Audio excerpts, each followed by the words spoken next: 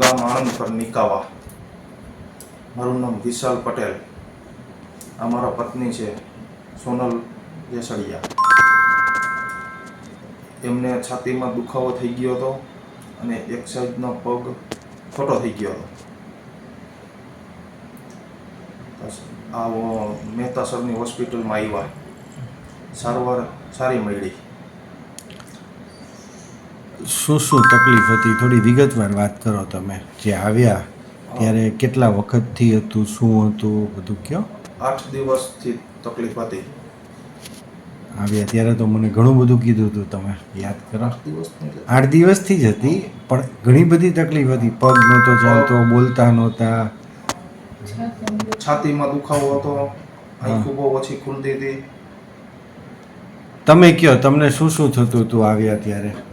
છાતીમાં દુખતું હતું અને એક પગ દાબવો પડતો નહોતો, અને આમ ચક્કર આવતા એવું થતું, અને ખાવાનું કંઈ ભાવે નહીં, માથું બહુ દુખે, આખું શરીર એમ છે ને તૂટ્યા રાખતું. અહીંયા આવ્યા પછી છે ને બધું સારું થઈ ગયું. આ બધી તકલીફ ક્યારથી હતી તમને. 8 દિવસ થયા. 8 દિવસ પહેલાં કાંઈ નહોતું. ના, પેલું ટેન્શનનું ને બધું શું હતું. ઘરનું ટેન્શન હતું, કંઈક તમે મને કીધું હતું, કંઈક ચિંતાઓ છે, આઘાત લાગ્યો છે, એવું કંઈ હતું. એનું એ ક્યારે વયા ગયા હતા. 1.5 મહિનો થયો હજી. 1.5 મહિનો થયો.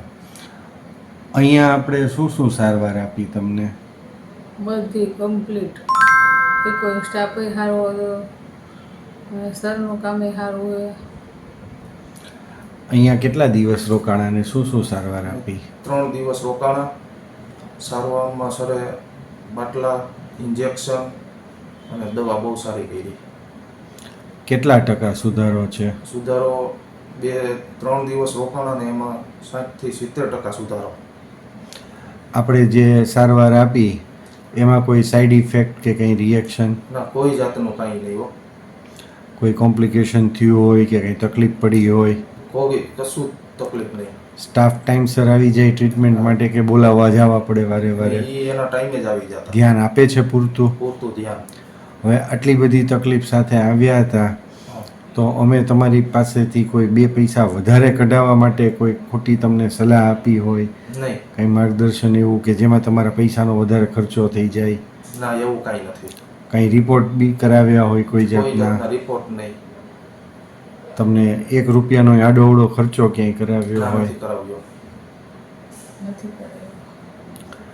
સારું છે ને હવે. બહુ સારું. હે હવે હોસ્પિટલમાં તમને ફેસિલિટીમાં કે બધું બરાબર છે. બધું હા, બધું બરાબર. સાફ સફાઈ, ચોખ્ખાઈ, બધું તમને સંતોષ બધી રીતે. હા, સંતોષ. અહીં મુખ્યત્વે નીચેની પરિસ્થિતિઓના નિરાકરણ માટે દર્દીઓને સારવાર માટે લાવવામાં આવતા હોય છે. દર્દીને અત્યંત ઓછી દવાઓથી તાત્કાલિક રિઝલ્ટ જોઈતું હોય ત્યારે, લાંબા સમયથી ચાલુ હોય તેવી દવાઓ કાયમી ધોરણે બંધ કરવાની ઈચ્છા હોય ત્યારે, ફક્ત ટીકડીઓ ખાવાની બદલે કાઉન્સેલિંગ પદ્ધતિથી પણ રિઝલ્ટની અપેક્ષા હોય ત્યારે, લાંબા સમય સુધી પણ દવાઓ ખાવાથી દર્દીની અપેક્ષા મુજબનું રિઝલ્ટ ના મળતું હોય ત્યારે, દર્દી હિંસક અથવા આક્રમક બનીને તોડફોડ અથવા અન્ય નુકસાન કરે ત્યારે. This place is more than just a hospital. It's a place of healing, hope, and heart.